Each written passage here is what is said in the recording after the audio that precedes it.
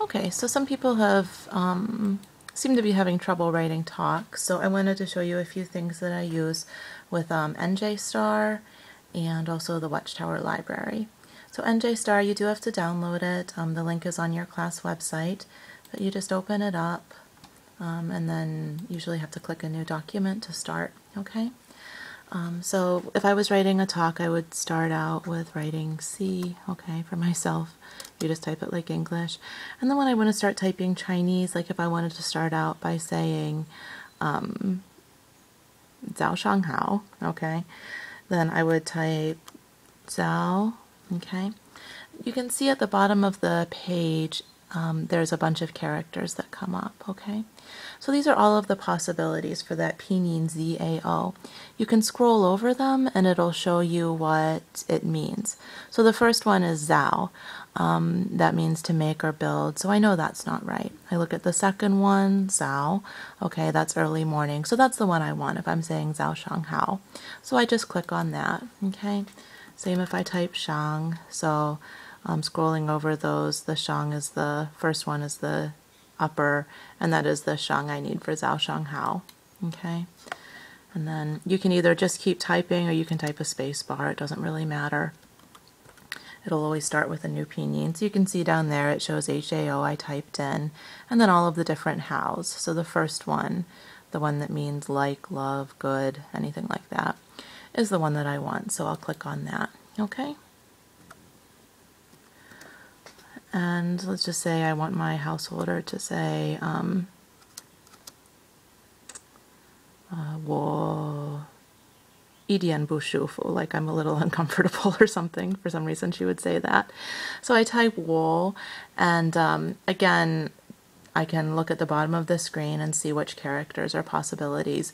Most of us, though, recognize that it's that first one that's wool. So there's a few things that you can do to save yourself a little time. One thing is, if it's just the first character, you can simply type the space bar, and that'll pop up.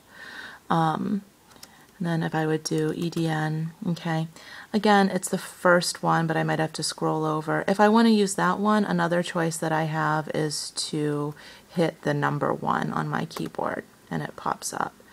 And then Bu, I can see that's Bu, and then Shufu. So I don't know what Shufu it is, so I have to scroll over them. So the first one is comfortable. Okay, great. So you can just type, type, type. If you want to switch to English at any point in your talk, you just click Control and Space Bar, okay? And then you can type whatever you want in English. You want to go back to Chinese, just hit Control Space Bar again, okay? When you get to the end of your talk, or even throughout it, if you want to convert it to pinyin, you just have to highlight the stuff you want to convert to pinyin and go to Tools. About almost the whole way down it says convert Hanzi to pinyin. That Hanzi is Chinese characters. So you click that. It gives you some choices. One choice is if you want to output tones or not. For sure you do, so on top is the easiest. Output Chinese, that's your choice. You can put none if you're like with another American and you just want it in pinyin, or you can have it under the pinyin or above the pinyin. The spaces between Chinese characters, tab is fine. It's not going to be a super enormous tab. And when you do it that way, the characters are lined up with the pinyin instead of just like a clump of characters and then a weird clump of pinyin under it that like the characters in the pinyin aren't lined up. So you click OK. There you go.